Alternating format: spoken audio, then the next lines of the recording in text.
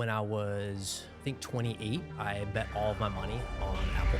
Every once in a while, a revolutionary product comes along that changes everything. Apple stock is jumping into record territory. Apple computer stock crossed $500 a share. The bet just seemed mispriced. I knew my goal wasn't necessarily to stay busy all the time in business or working and those kind of things. It seemed like there was a better game to play. What am I doing with my life? I understand what the happiness from beating that game feels like, and therefore I should test other games. From all my research, it seems like the payoffs from this game would be a lot better. And because it's not easily measurable, I think a lot of people don't even attempt it. There's a history of people like Gandhi, Tesla, Buckminster Fuller, a lot of these guys who have actually done this and talked a lot about it. Essentially giving up all of their own selfish desires allowed them to serve the whole, and the end result was states of joy and direct knowledge. But most people live pretty busy lives, if nothing else mentally busy. You would make more money, have more fun, be in a state of more joy if you just took the one or two things that you just loved and that nobody else could produce but you, and just knocked those out of the park and left the others making you nothing. What is the dream life you're trying to reverse engineer? Because that's all we're ever doing, even if we forget that's the purpose of what we're doing. Man, like I don't know how many times I need to get that lesson in order for it to really sink in and change my behavior, but I've experienced that enough to know that it's at least sometimes true. Hey everyone, welcome to capitalism.com. I'm really nervous for you to watch this episode. I don't really know how to set it up except to just share with you that I have a friend who has been very influential on the way that I view this chapter of my life.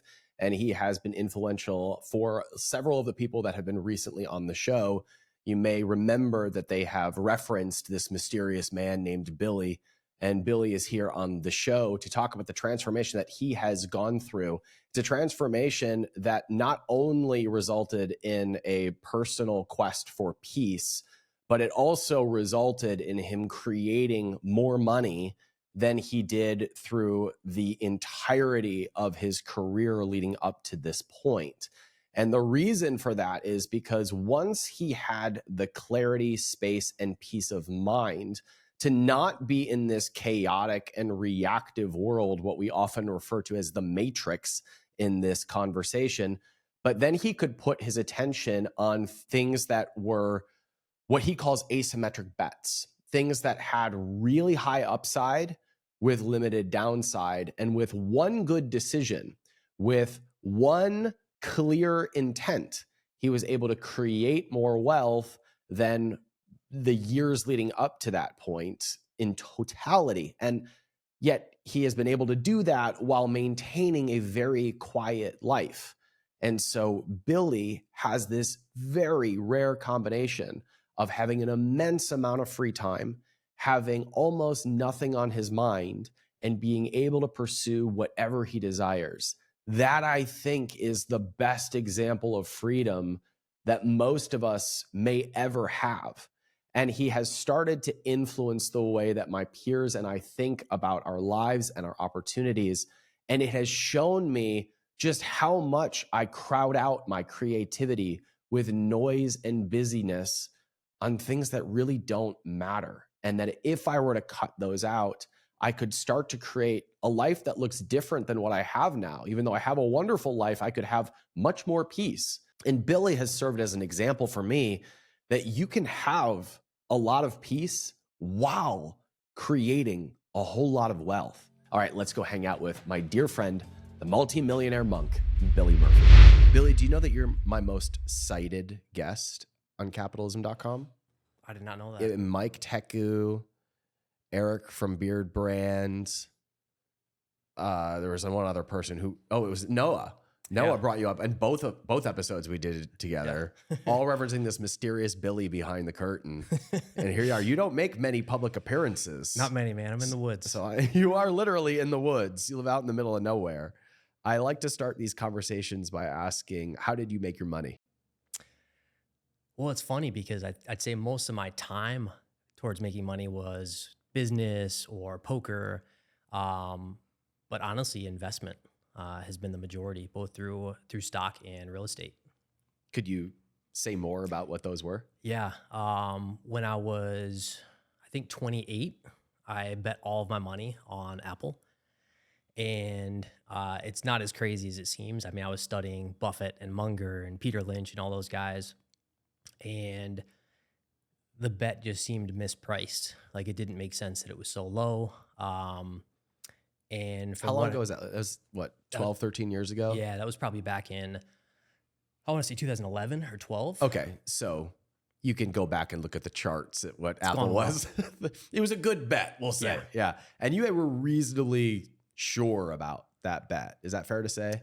Well, I would say I was relatively sure about it, but in the instance that I was wrong, I always like to bet with a margin of safety. So where essentially I'm always looking for asymmetric bets where the upside of the bet will be significantly superior to the downside. So I looked at it at the time, I put $500,000 in.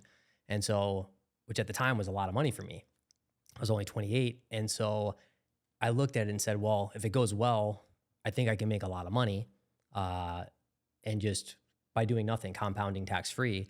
And if it doesn't go well, I think a lot of people misunderstand the way they allocate capital and say, oh, if it doesn't go well, I'll just lose this money. It's like, well, that's not really how the math works. Maybe I bet the 500 and it turns into 300 if it goes really poorly versus turning into 5, 10, 15, 20 million, which it could be. So that's kind of the way I look at those kind of bets is I don't care if I lose if the bet is basically, if I have a positive expected value and a margin of safety, I want to bet and bet heavily on the best bets. But in that case, I mean, if you put all your money in and you lose a significant amount, you don't have as much to make the next bet. 100%. Right? So so when do you know that it's time to, what gives you the conviction to go all in on something like that? Sure. So, you know, I didn't bet 100%. I probably bet 90, 95% of what I had at the time. But I think most people misunderstand capital in general because capital is both time and money. And so when I looked at it at the time, being 28, you know, a lot of these kind of financial experts, the frugal crowd and all these people, they look at, they see the world through fear and risk. And so they're basically playing not to lose all the time. But I looked at it and said, you know, a lot of those guys would have said diversify. And as a 28-year-old, I would have said, this seems silly because I have unlimited human capital to some degree. So my human capital, my time was, okay, well, as this bet is basically compounding tax-free for me, I can use my time, my other source of capital, and go produce more money. And so that's essentially how I looked at that bet is I was going to have more money incoming from my time. And that bet was just set it and forget it exists. So you made your money in poker mostly? The initial money in poker. Yeah. Started doing e-commerce, a number of online businesses and yeah, made large bets when they come up. So this is something I thought you were kind of nuts at the time, you know, because you told me, I remember when you told me that you had most of your money in Apple or all your money in Apple, essentially. Yeah. I think we had known each other. It's probably around when we met. You had been in the bet for a year or two when we met. Yeah. And I remember what you told me you had in it. And about once a year, I'm like, oh, that worked out. Like I check in on Billy on my app and see where Apple's at. And in retrospect, it was kind of obvious. But what that did for me was there have been probably half a dozen times in the last 10 years that I had that level of conviction about something like this is so obvious. Yep. But I've only pounced on maybe one or two of those. Right. And it gave me the realization of how much I let fear hold me back. But it also did something else, Billy. Watching you make that bet and it working out so well, it highlighted for me how important it is to have the space to make one good decision. Yeah. And when our mutual friend Mike was here on the show, he was talking about how he sees his job as to create enough space for that one idea to get through or that one big decision or that one breakthrough. Yep. And something that you have reflected back to me since we've known each other is how difficult I make it on myself to create that room. Yeah.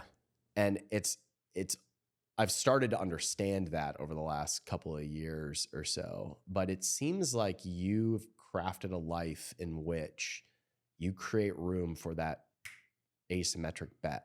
And I know Apple wasn't your only one, but that is kind of like your process now. Yeah, my life is set up so that essentially the only thing on my schedule is reading, writing, and thinking for the most part. And I don't think that's optimal for everybody, but there's no busyness and distraction in my life. And so it gives me both time for these ideas to come through, as well as the time necessary to investigate them and come to a certain degree of certainty, and the ability to, not let the normal fears get involved because I've had so much time to think about it and process. But most people live pretty busy lives, if nothing else, mentally busy, to where I could show them the same idea, but they're going to be too busy to process it, Right. too busy to look at it in the way that will let Guilty. them come to the conclusion that, like, hey, this is a clear bet and you need to make it. And you can only come to that conclusion if you have the mental space to get you there, even if you knew how to think about a bet. If someone else has 100 times the mental space and actual time to process the bet, you can calculate it 17 different ways and say, there's no way I shouldn't pull the trigger on this bet, and it becomes kind of easy. Yeah, so guilty. Like every time I hang out with you and we talk about this, I'm like, I see all of my problems now, right? I do not create enough room for that. Right. And I don't know how I got into that, but I don't need to super analyze it. It's more like I want to have more of that room for that big lightning bolt idea to come through. So did you have to craft that? Did you have to be intentional about that?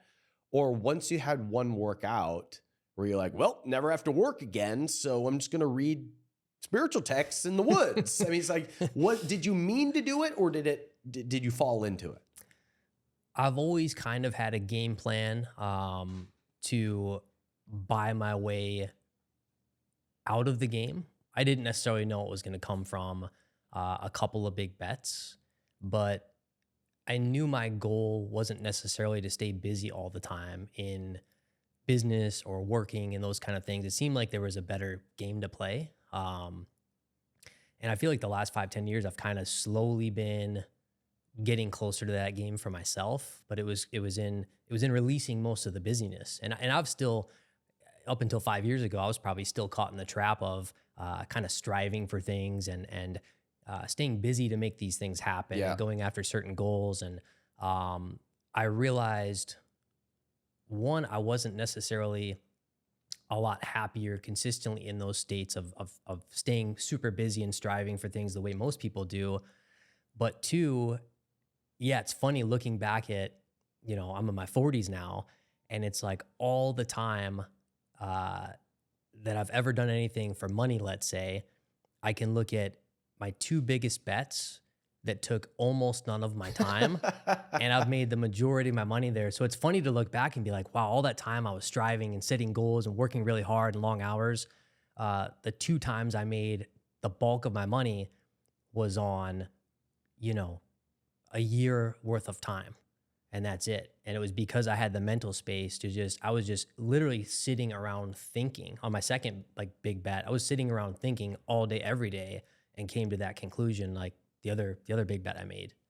When you say sitting around thinking, what do you mean? Sitting in a chair thinking, waiting for inspiration? What does that mean, sitting around and thinking? For me, I love to read. I love to write. A lot of times I'm not necessarily publishing a lot of what I write. I'm writing to myself, journals or things I might publish at some point. But I come to a lot of clarity from basically looking at a lot of different perspectives of the world, people that have gone significantly farther than I have, and not the new age kind of stuff, but people that wrote the books 50 years ago, 100 years ago, 200 years ago.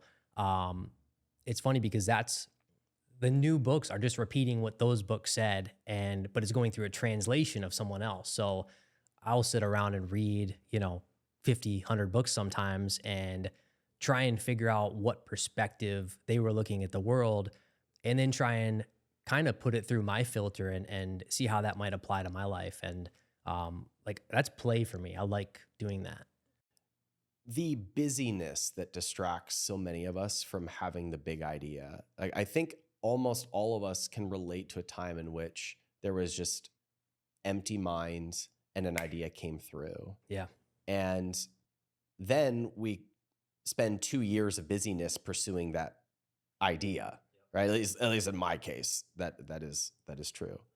But from what I can tell, the busyness that I allow myself to get caught into is often because I'm in some sort of fear-based perspective. Yeah.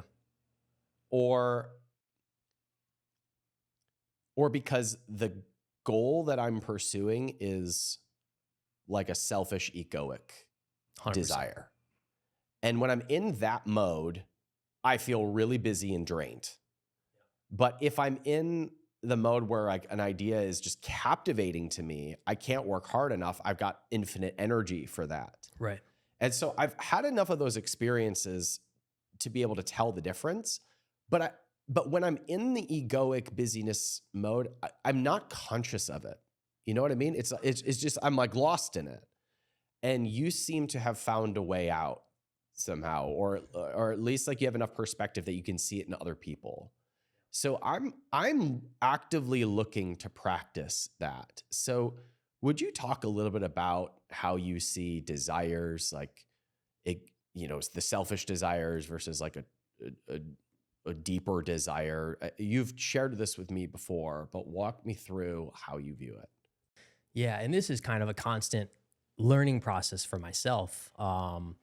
Is basically if you're coming from a place of fear, you can't operate from a place of love, let's say, or joy, because, your thoughts, fear is based in wanting something and attaching to something. When you think about most of our desires, they are egoic desires. We want something for ourselves, a selfish desire. And we think when we get that, we'll be happy. It's not untrue. But if you look up definitions, for example, even of happiness, happiness is something that's fleeting. Definitions include an instance of, for a definition of happiness. And it tends to be a temporary state. And if you look up something like joy, joy is a higher level of happiness and tends to be a more permanent state. So for example, there's a quote, I don't know if I'll get it exactly right, but it was something like, joy tends to stay and make a home in us. Happiness just comes and hugs hello. And I think most people are chasing happiness, and it's through egoic desires. And if we want to understand desire, we have to understand conditioning. And most people don't look deep enough to understand. They say, I want this. I've always wanted this. So of course, this is my true calling, let's say. That's not a very deep thought because they don't understand their own conditioning. So if you look at some of the great thinkers, someone like Gurdjieff, Nikola Tesla, some of these guys that everybody of their time looked up to, and people still know their names because of all that they were able to do. Gurdjieff, for example, has the man is a machine idea. It was one of his big ideas.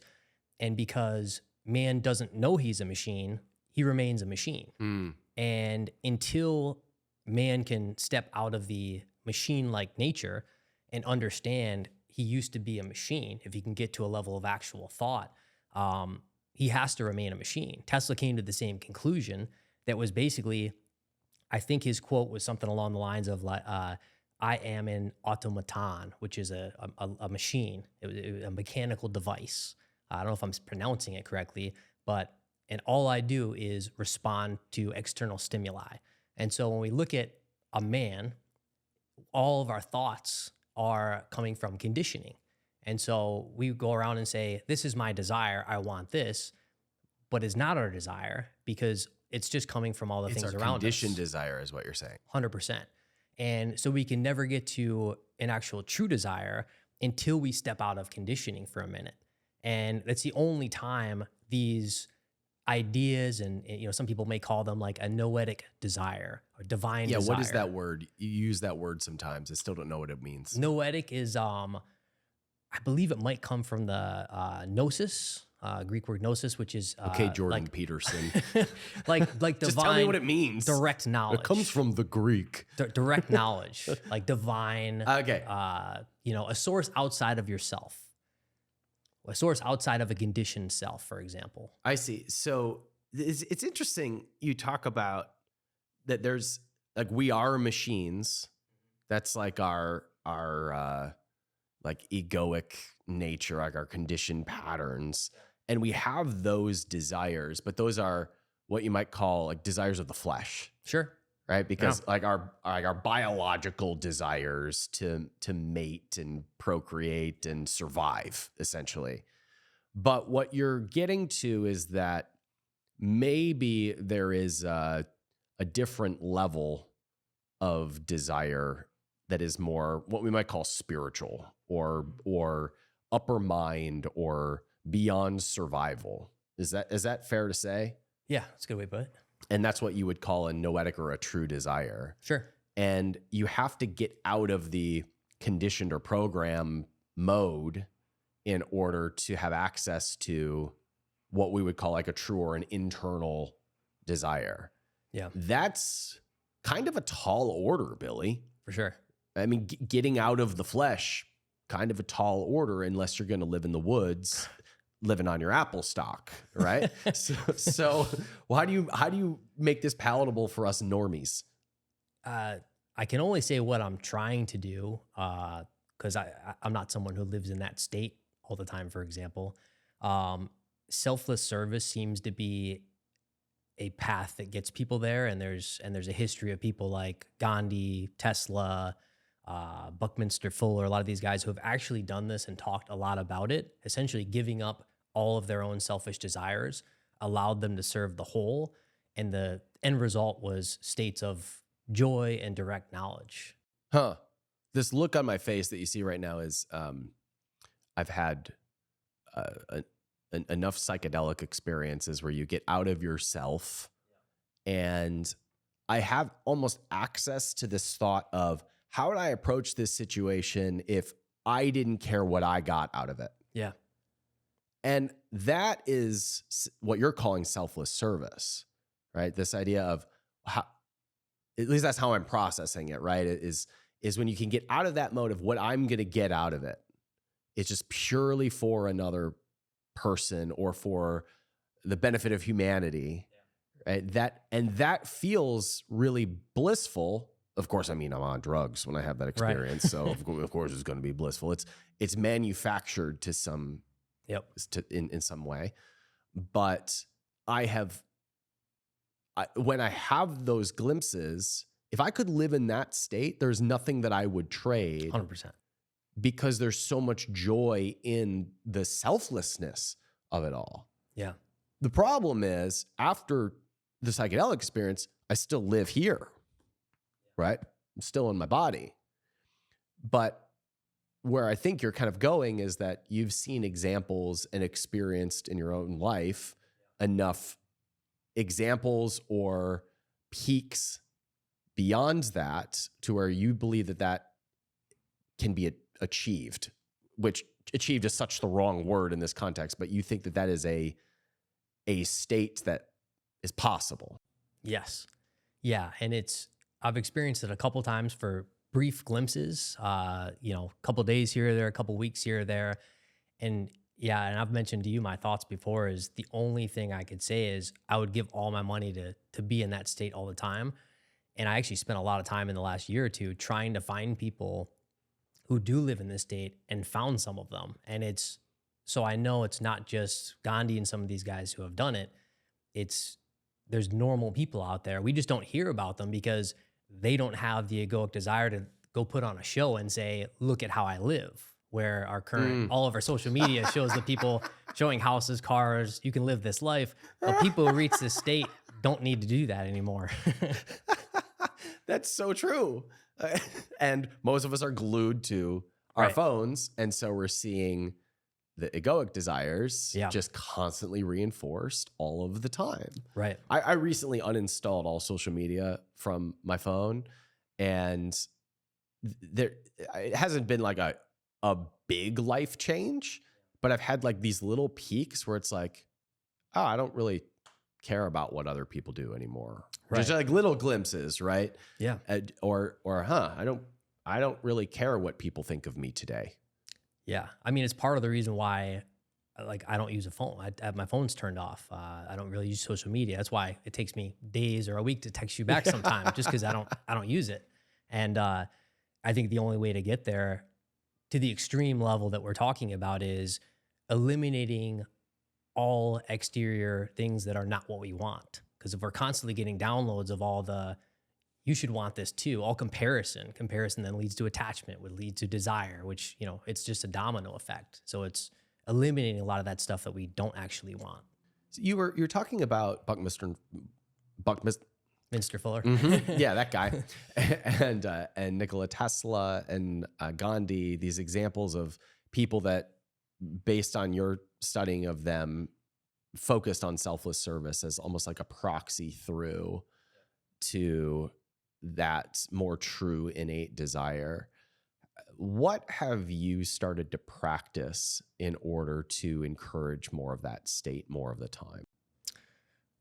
Honestly, it sounds overly simple, and I'm far from, you know, perfecting this, but just observing everything that happens and every thought that comes along with it.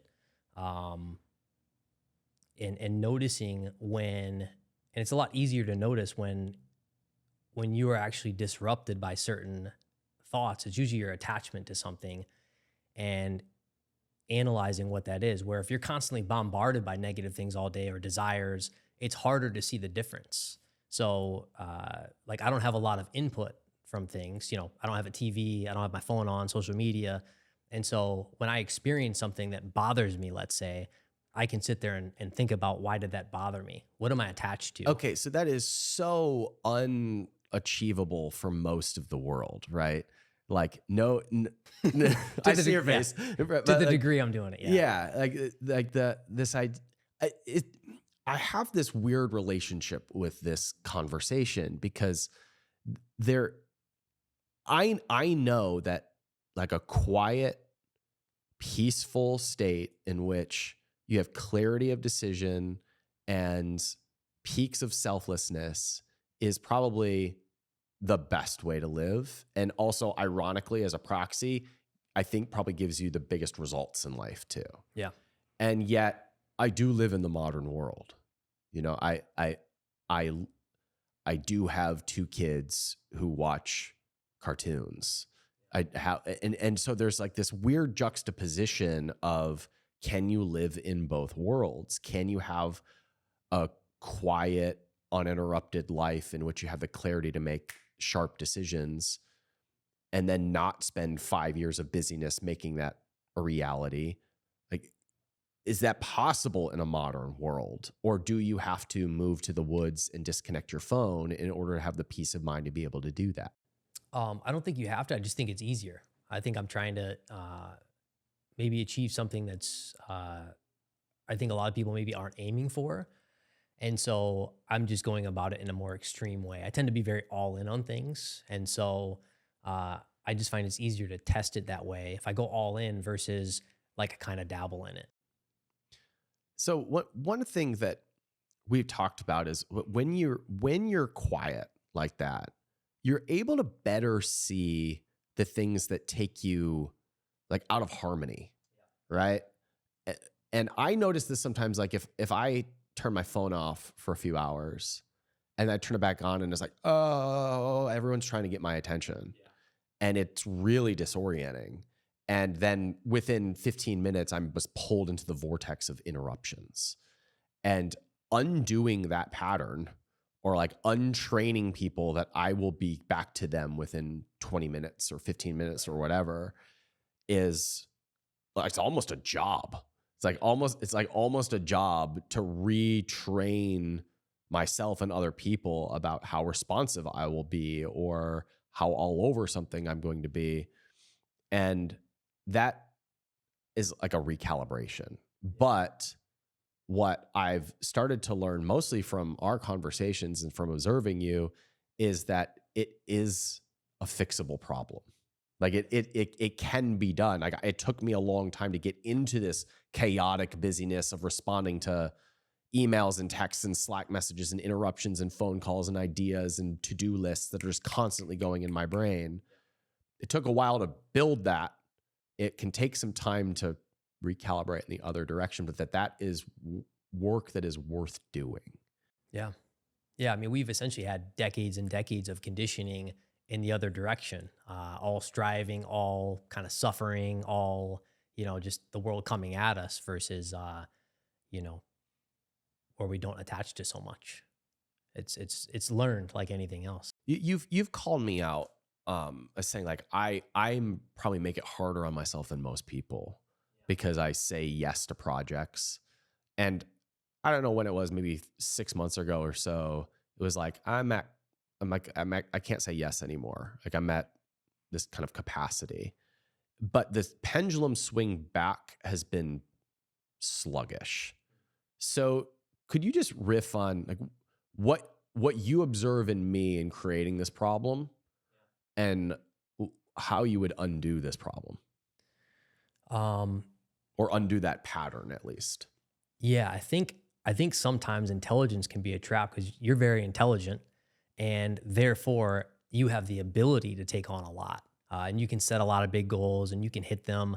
And it can be a trap because when you see things, you fall into the trap of, I can make this work. I'll hire more people. I'll manage more stuff. And it becomes like it's funny when people talk about this time management and outsourcing all these things. It's like they're trying to just shove more stuff in.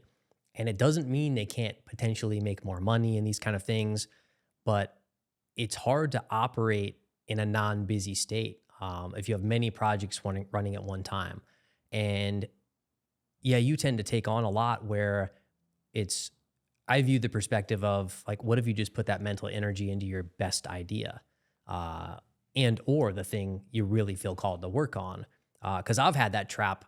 I mean, I learned the hard way from trying to do so many things. And here's 10 projects. Of course I can do them. I'll just outsource and work way more hours. Yeah. And in theory, it sounds good. There's very few people who actually can do that many things at one time. And the handful of people that may or may not be are usually selling things related to outsourcing and this kind of stuff. So like, it's like they have a bias to like get you to think you should definitely be doing these things.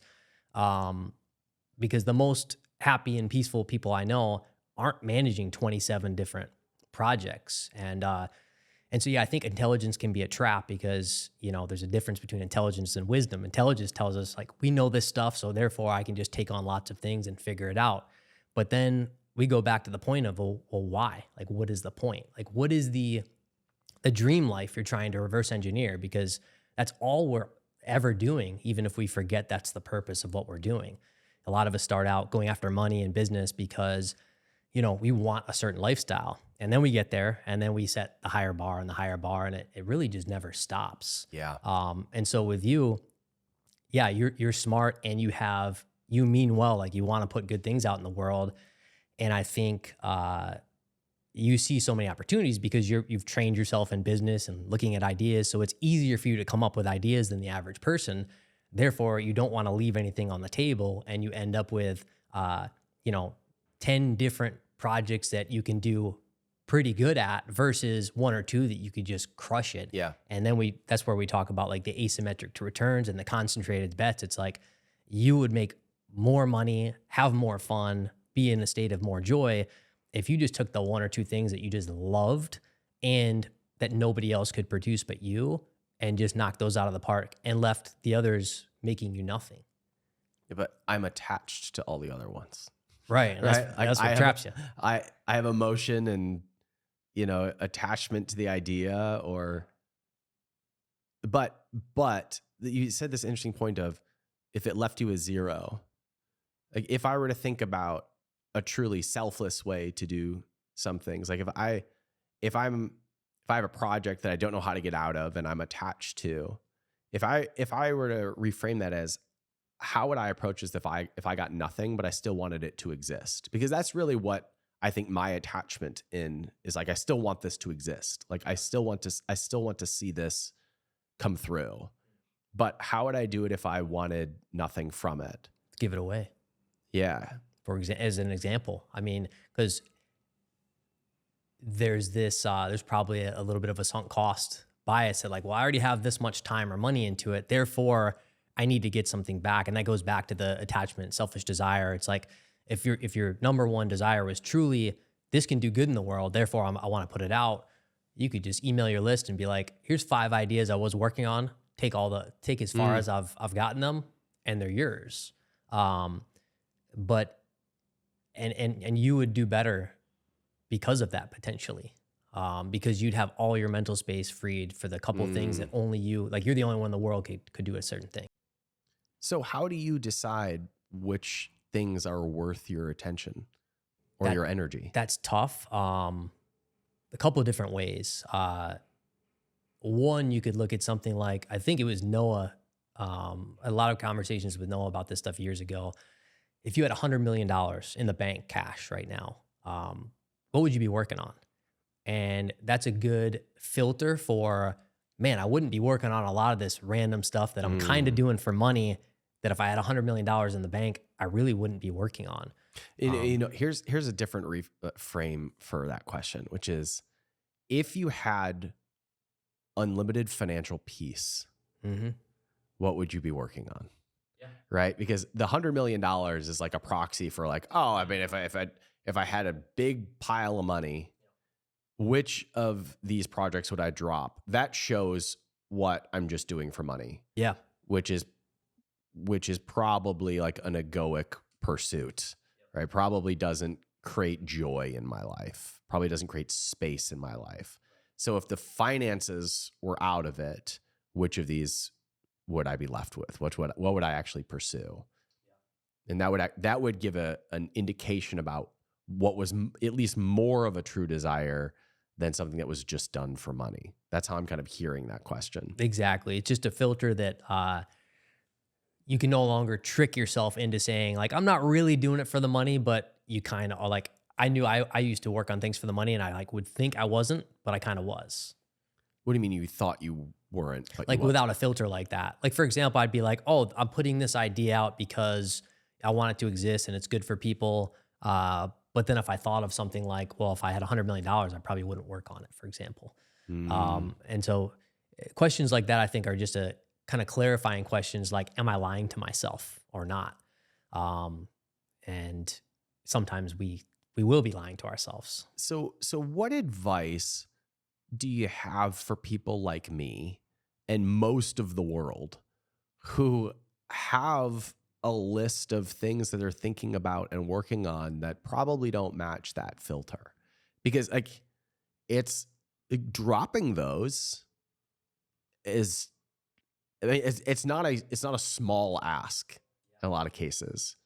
But if the real desire is more joy and more space for the big idea to actually come through, like logically I can see that I want to get there, but the experience of moving into that direction is different. So like what advice do you have for most of the world and people like me?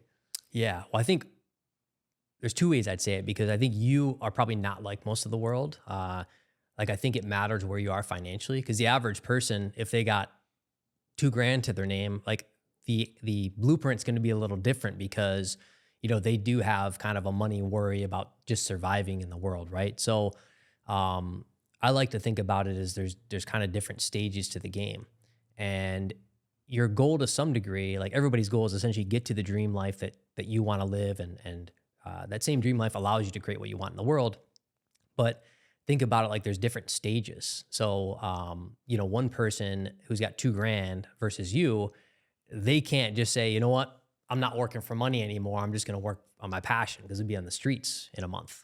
So I think setting a certain kind of tier 1 type of goal that like, I'm going to buy myself a level of freedom, and buying myself a level of freedom allows me to create what I want in the world.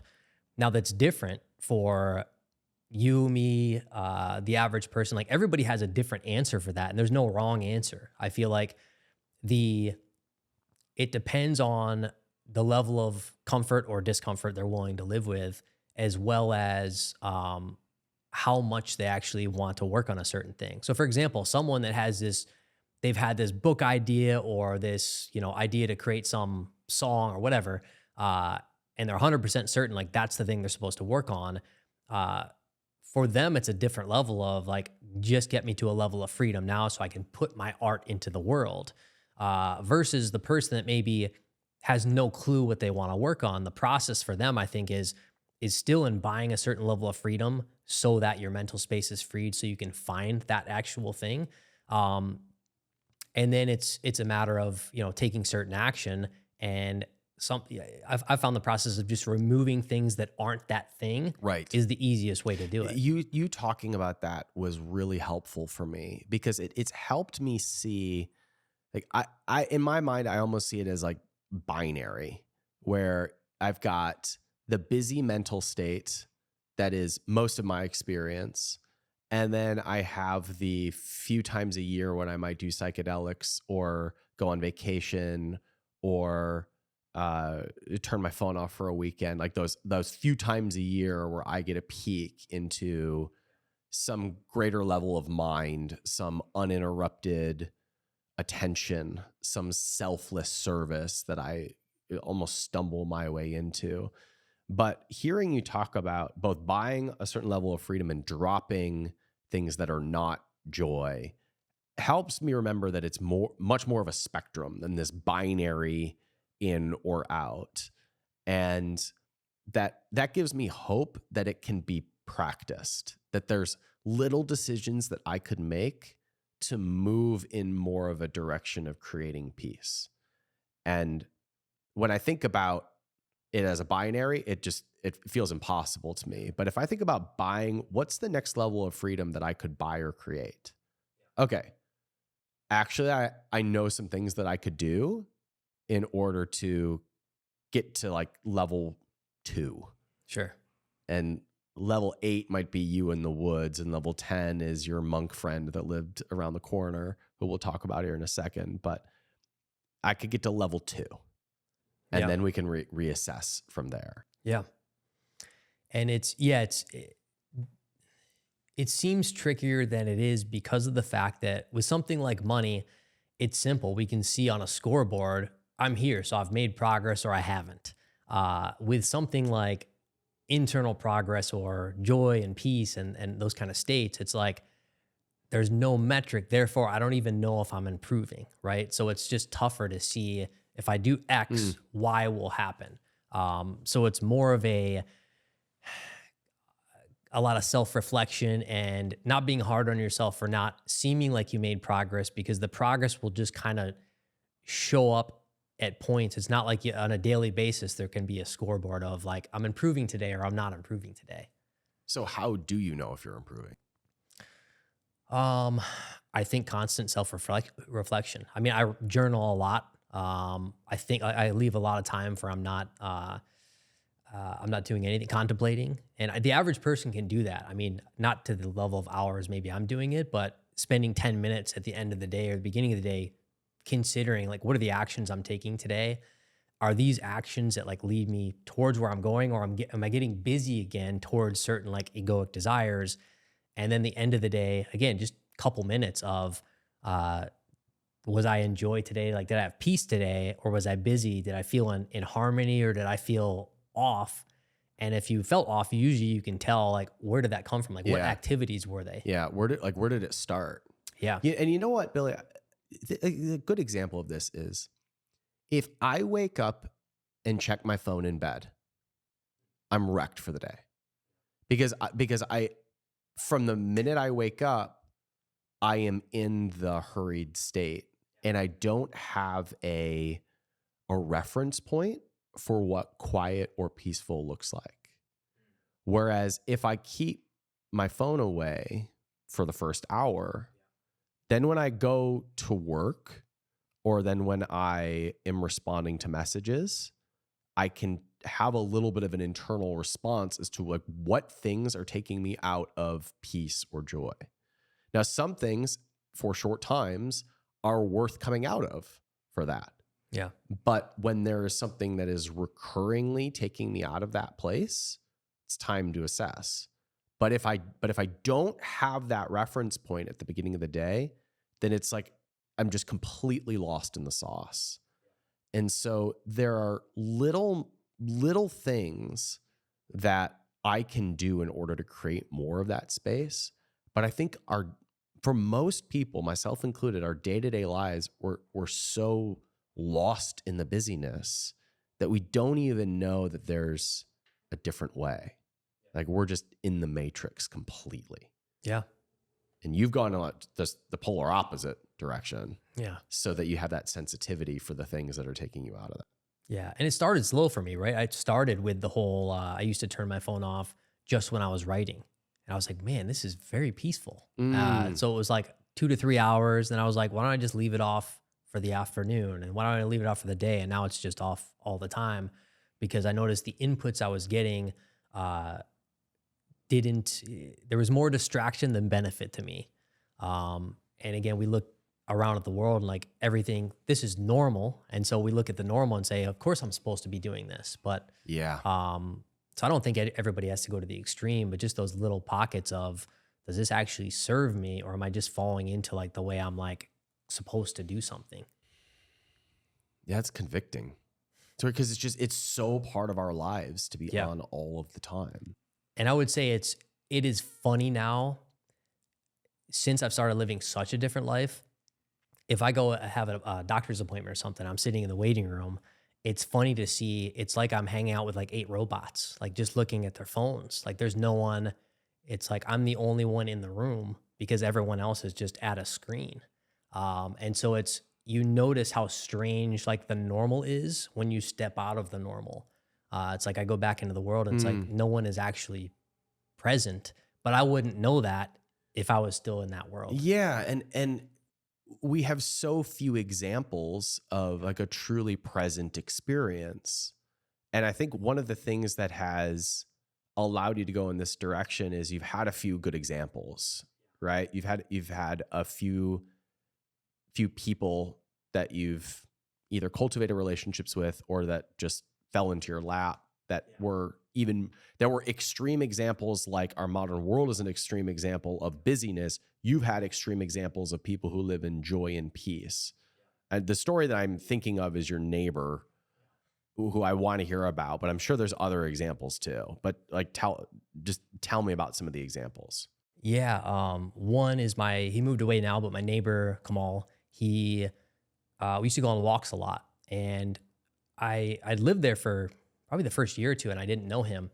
And I was sitting in the front yard reading a book, and one of my neighbors drove by and said, "What are you reading?" And I was reading some spiritual book, and he's like, "Oh, do you know the monk?" And I said, "No, I don't know the monk." And he's like, "You got to meet him."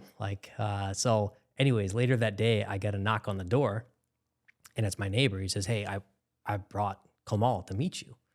And so I go outside and I meet him, and it's the most joyous person you've ever met. And he's just different. I mean, you can tell the guy's different. And so we talk for a minute and basically say that like, hey, let's go on a walk. And so we exchange contact, and we're going to go on a walk that week. And this is crazy. I don't know if I've ever told you this part. And I still don't actually have the answer to like why he said this. I need to ask him again, but that day I had been inside a lot of the day debating whether I should hire this certain coach or not. This is like a year and a half ago. And I just met this guy. And at the end of our conversation, he puts his hand on my shoulder and says,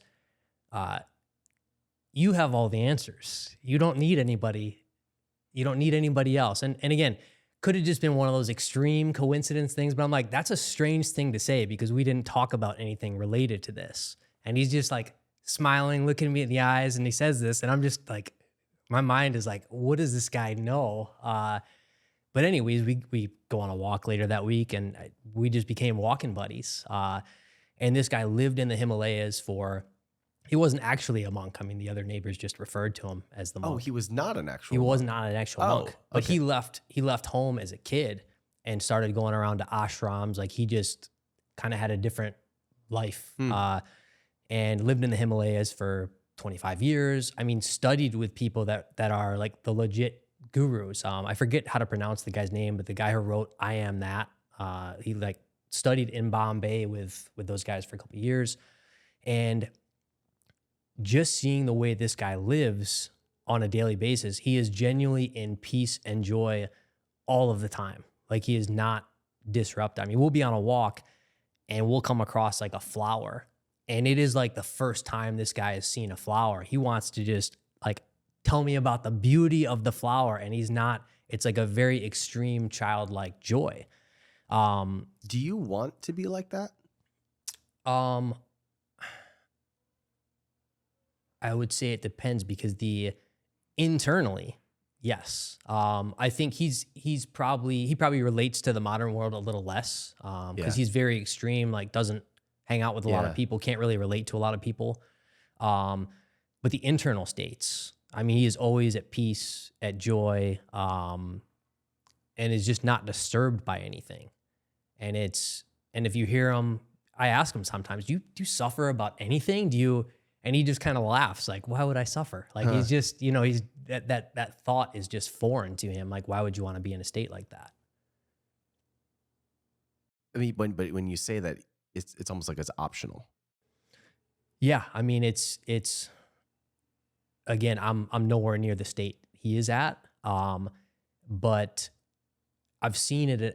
I know him enough to where that is his constant state, and it's totally, like, in conversations with him, he makes it seem like it's totally possible. Like nobody's trying though. Like nobody's actually trying to get there. And Gandhi said the same thing. He was like, if any man or woman will put towards the same effort as I did, this is where you'll be. You mentioned to me that you're enjoying studying these normal people who made kind of the transition out of the modern world. That's not the right way to say it, but like saw through the matrix, if you will. Yeah, I think it's because it's hard for me to relate to, for example, Kamal, who lived in the Himalayas. It is. He's a little more. Yeah, it's tougher to relate to his path because I wasn't in ashrams as a kid, stuff like that. But also, like, you hear about the yogis who sat under a tree and like then they just got it all. It's like, that's probably not my path.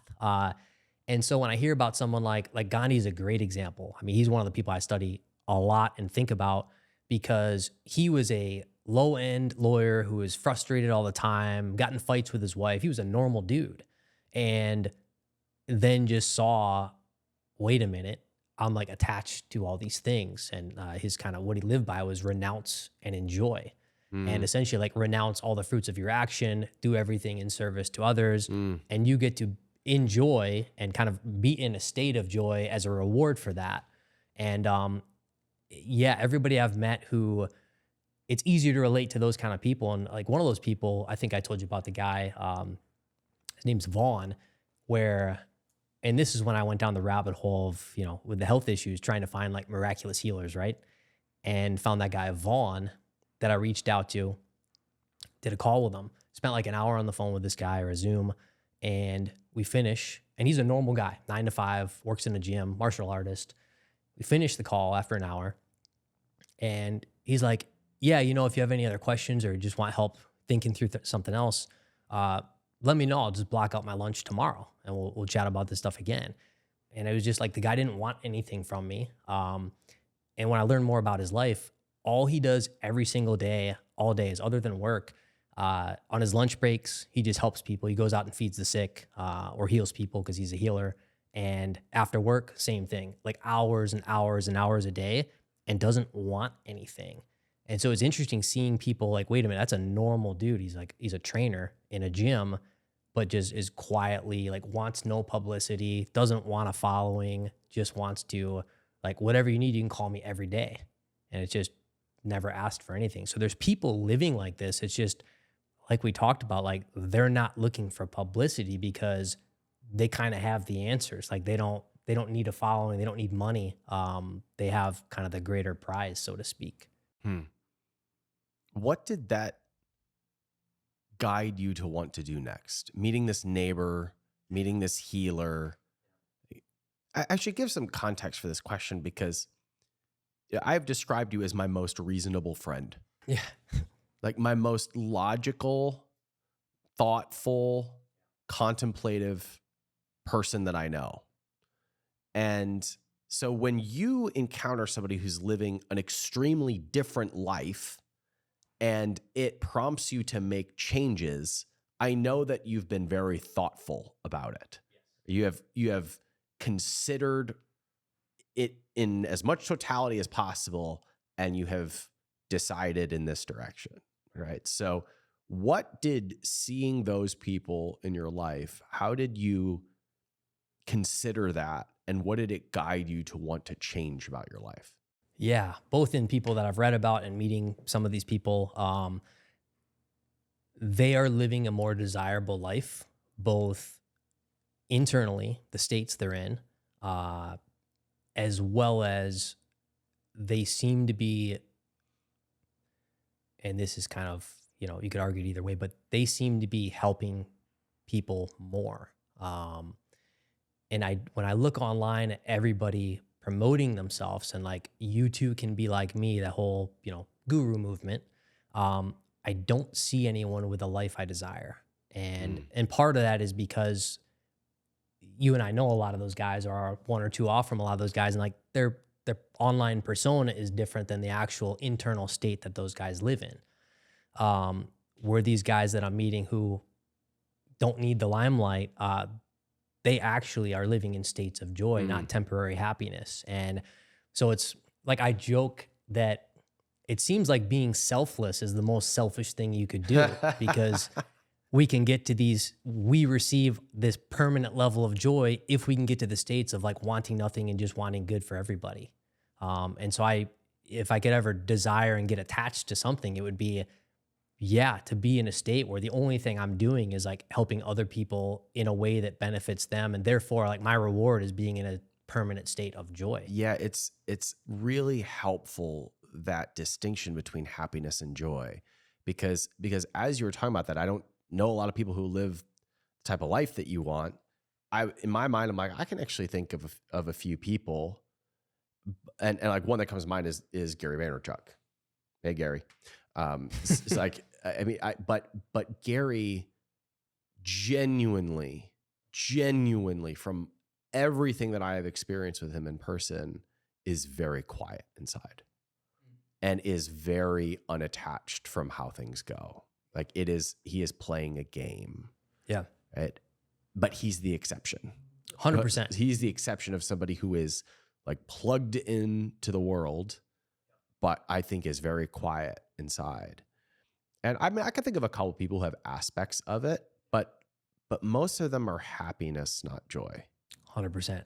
Right. And the difference there being like joy is so unattached from how things go, whereas happiness is like a dopamine or 100%.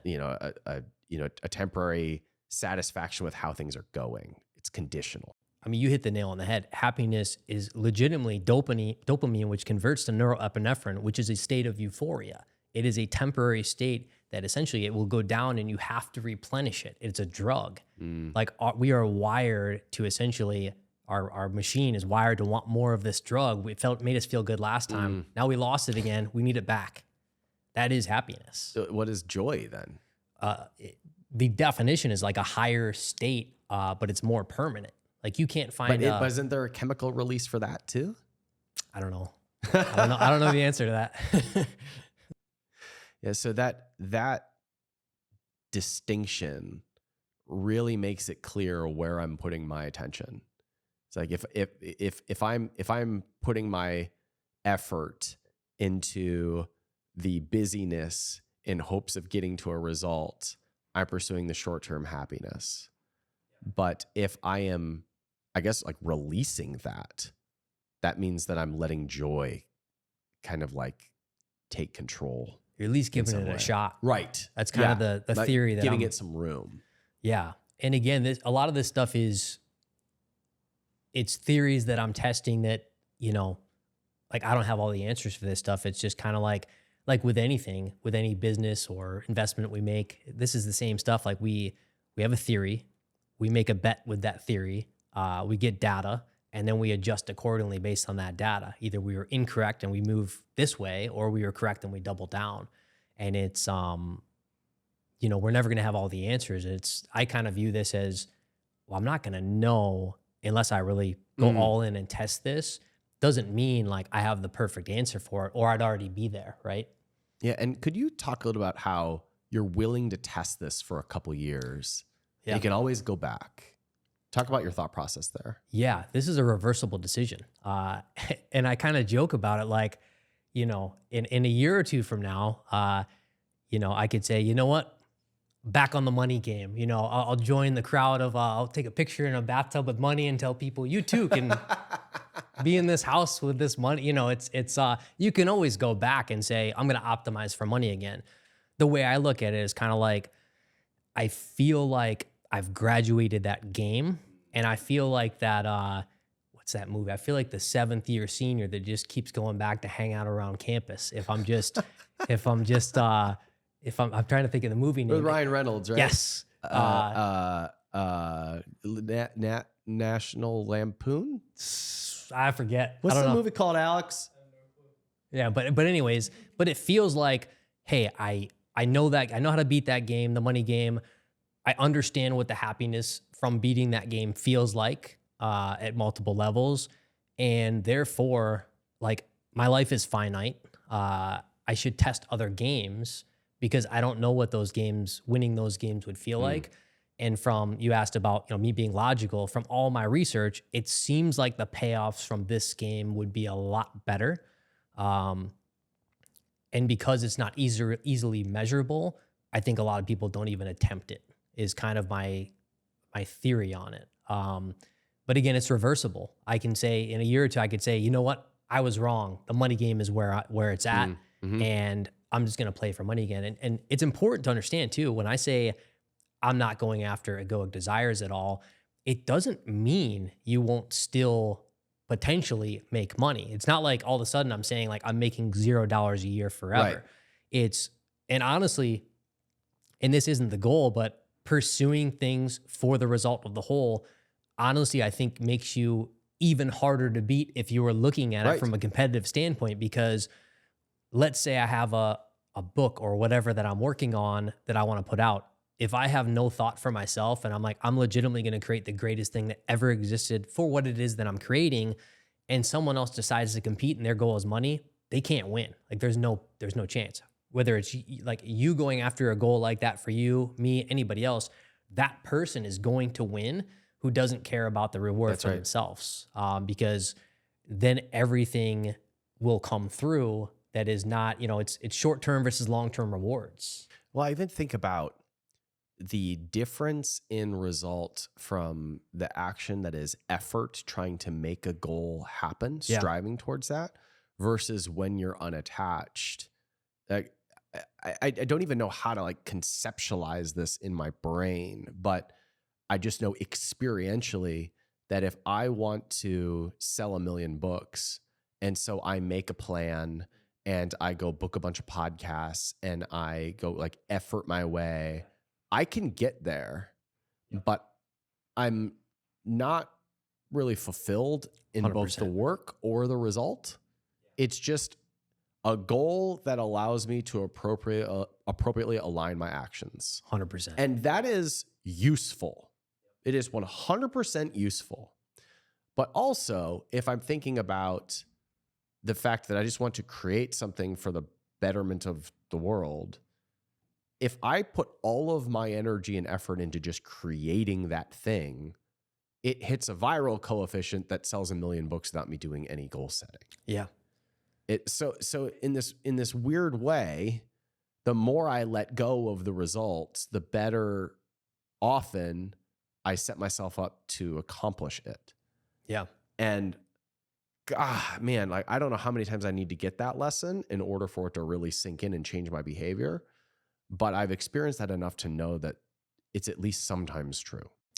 Yeah, it's funny. And this was one of the things that gave me one of the realizations along the way, I was trying to do the same thing for the book I've been working on. It's like I reverse engineered a marketing plan where I'm like, I'm pretty sure this plan will sell 100,000 plus books a year.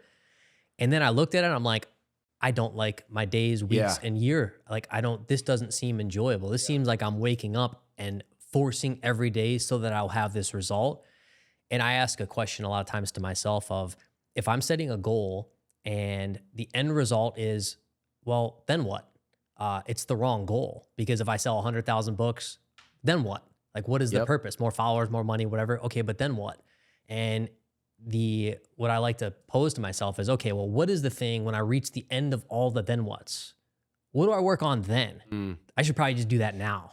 And that's clarifying for me that I was going to waste a lot of time setting the next goal that didn't necessarily do anything for me. And like you said, you can probably reach the same results if you let's just not strive for it. Let me just put out what I want in the world and look at it like a game of play. I'm just going to play. I'm going to wake up and play every day, work on what I want, talk to people I want to talk to, and just kind of see what happens. And I think being in that state will probably allow better results. Yeah, so this selfless experiment that you're on of just deleting anything that is not selfless. How do you work that experiment, Billy? Yeah, it's I'm still figuring it out, and I'm hiring a number of coaches, like the people that I think are closest. Are you efforting your way into selflessness? I set a goal. I'm going to hire some coaches.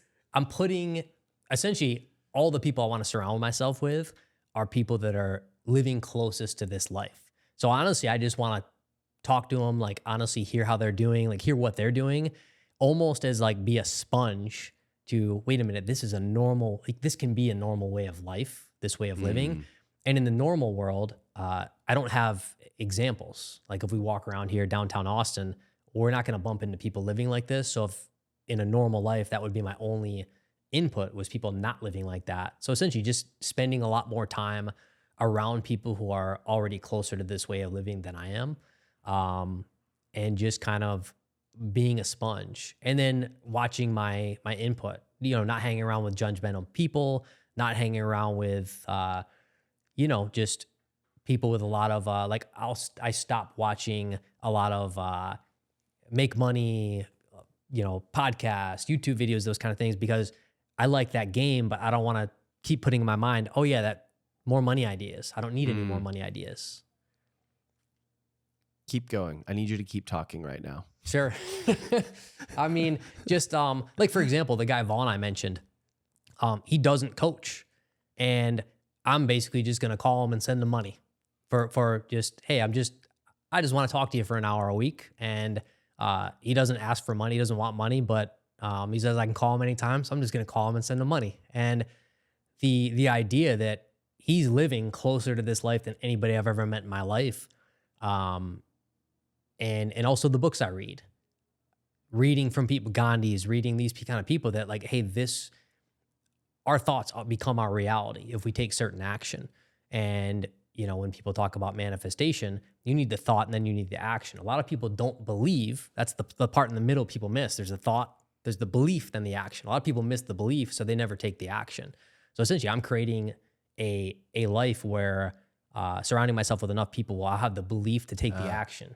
Where other people, that's why people put up vision boards and they never get it, because they don't actually believe they can have those things. So essentially I'm creating a reality that essentially is only the people who have lived this life. And therefore it's easy for me to believe and then easy to take the actions. So our conversations have kind of given me the insight that I'm stuck in the matrix. And I hesitate to use that term because it's been like co-opted by Andrew Tate at this point, right? Who ironically is telling people they're in the matrix and then pulling them deeper into it. Yeah. But the matrix that I've sort of been lost in is like the busyness of modern life and the relentless pursuit of more. And I didn't even know that I was kind of caught in it. But Like I get caught up in the game of comparing follower counts or view counts to other people, or projecting out my financial future and how hard I'm going to work and what I'm going to look like on social media. Like I fall into that trap. And being around you has helped me see first, oh, I'm in the matrix. And now it's like, okay, I want to be more intentional about my state. What steps would you suggest to someone like me, also most of the world, that if they wanted to take steps into like more joy and peace? Yeah. I mean, for you come hang out in the woods anytime. I will. I do. Yeah, I think even just the little things of more contemplation, surrounding yourself with people who aren't as trapped in the thoughts, people who genuinely aren't trying to kind of put out a certain personality. It's hard to find real people in this day and age. Like everything is social media. Like I want you to think I'm this person, therefore, because I can benefit. Personality comes from persona. Persona is actor with a mask. And it is, people don't realize most of the people you follow on social media are literally playing a character, even if they don't know it, to get things that they want from you. And so it's hard to find people that genuinely don't want things from you that are trying to help you. It's very hard to find. So all my coaches, I have, probably 3 to 4 coaches I'm hiring this year. They don't use social media. They don't need it. They're not in that game. They don't want things from me. They are someone who's built themselves to be someone that other people could aspire to be like. They're not spending all their time convincing you they're a person to aspire to be like. There's a difference. So I'm very careful with, who I surround myself with, who's going to coach and that I can learn from. And then just spending more time with people kind of on the path, similar to me, like I'm just trying to learn and get better and improve, and finding other people that are trying to improve in similar ways. And again, it's kind of like a lot of days, weeks, months, you don't really know, am I actually making progress, or am I just spending a lot of time sitting in the woods reading books and thinking, and then one day it hits, oh, I get something now. Something hits, and you'll know from an experiential point of like, I have more joy and less suffering. But there's also, I think, that same question when you're sitting behind a computer working on digital projects all day. Even if you're making money, there is a sense of, am I making any progress? Because I don't feel all that fulfilled. Right. And so I think that question comes up either way. It's just, I wonder, when we set out on this journey of entrepreneurship, when what we really want is freedom. Yeah. But most of us don't actually know what that looks like. 100%. Or what that feels like. Yep. And so we never have freedom. So we're caught up in like the chase all the time, which is the exact opposite of freedom. Yeah. And so there's this sense of, one of my favorite quotes from Neil Strauss is, to win the game is to leave it. Like the way you get off the hamster wheel is you stop. Yeah. Like the way that you finally win the game is I'm done playing. But entrepreneurship is also our identity. And so there's like, I could never not do that. That's how I feel. And kind of believe that to some extent. Right. But I know intellectually that the minute I stop doing the game to get the egoic, selfish desires, then I win the game both on the service level, because I'll build things that are bigger than anybody else who's just not willing to play at that level. Yeah. And I'll win on the fulfillment side. Yeah. And so the irony is the freedom that we seek is actually to be in a space where we need nothing from the game. Right. And we only create for it. Well, and the identity is almost always a trap, because if we identify, we need to constantly confirm our bias. If I identify fully as something, I need to constantly confirm this bias. If I'm an entrepreneur, I need to constantly do things that an entrepreneur would do. And actually making the real estate bet I did, the only reason I could make it was I sat in contemplation about what if I wasn't an entrepreneur, what kind of bet would I make right now? What is the best use of my capital, time, and money? And I ended up being like, it's not, because I was in the mental trap of, if I was an entrepreneur, I would start an online business. What kind of online business would I start? And these identity traps are in every single area of our life. We just go out looking to confirm biases of like, well, this is how I would do it with my fixed identity. And you talk about freedom, it's, most of us start the game saying, I want to be financially free. And the funny thing is, most people who have reached that theoretical level of financial freedom are more trapped than they were at the beginning of the game. Yeah, I can relate to that. Because their game changes to, well, now I can't lose it. Right. And all their mental suffering and fear goes down to like, I can't lose it. Oh, the stock's down. Oh, I lost on a real estate bet. And the funny thing is they're less free. And so a lot of guys preaching financial freedom online are more trapped than they've ever been because they're on a new hamster wheel. They jumped from the old one to an even trickier one. I mean, they're just deeper in the game. Their conditioning is even deeper now that they just need more money. And it's kind of like I made up this hammer parable that I just wrote to myself one day. And it was essentially, we all started the game looking at money as a tool to essentially buy us into the life we want. And then we forgot we were in a game playing for a tool. And so we got the first hammer, we got the second hammer, and now we have like 73 hammers that we clearly don't need the 74th hammer, but our brain is optimized. We just need to go optimize for another hammer, even though we're not even using the other 72 hammers. It's so painfully obvious when you put it like that. It's almost embarrassingly convicting how obvious it kind of is once you talk about it. But again, this is like one of those things where like I'm only starting to see that like I'm in my own societally created matrix that I thought I was kind of advanced on. And now I'm starting to see examples of like, maybe there's a better way, maybe, or at least there's a different way. And that different way being more peace, more space, more room for selflessness. And the peaks that I've had into that, I'm like, more of that, please. Whereas like the grind of it is like fun for a season. But the whole point of it was you were excited about getting to a point where maybe you could have space and creativity and joy and selflessness.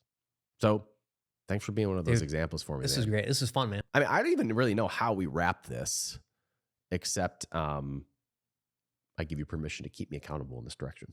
Definitely. I'm excited to. It's terrifying. Good to see you, man. You too, man.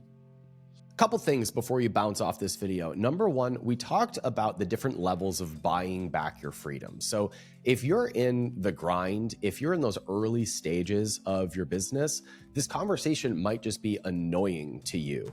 So my invitation to you is I have free resources over at capitalism.com/million that will help you make your first million, get a business to 100 sales per day. It's a free course and a free newsletter with all of our best resources to be able to help you build your first $1 million business.